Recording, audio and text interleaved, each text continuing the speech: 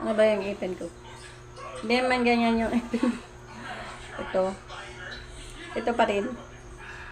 Ang lahat ng mga sinisingil natin, dapat i-audit natin lahat yan. Ba't ganyan yung ipin? Buong.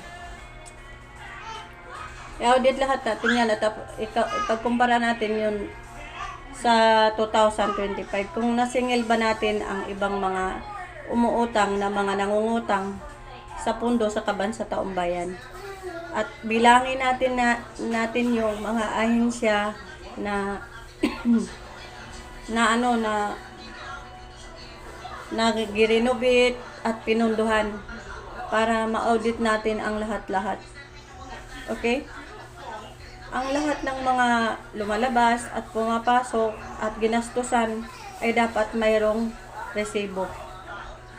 Dapat alert tayo sa lahat para sa 2025 makita natin kung ito ba o kung masinso ba ang pera sa kabansa-taong bayan o nabawasan ba ang utang na mga inuutang sa mga empleyado o hindi ba ito nagbayad ba sila, malaman natin lahat yan para ang mga residente natin na naghihirap para magpondo sa kabansa-taong bayan, malalaman din naman nila.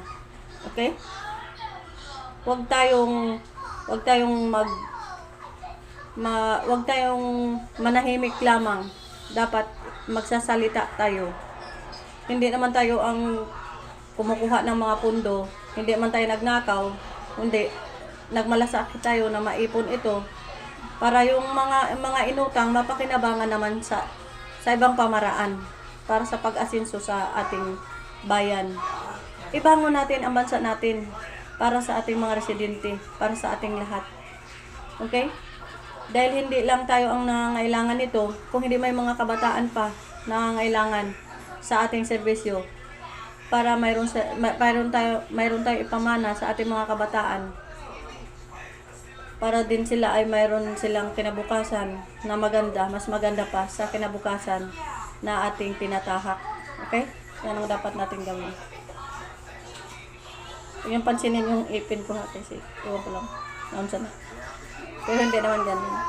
So, yan ang dapat natin gawin, ang mag-audit sa taong ito para may pagkumparahan tayo.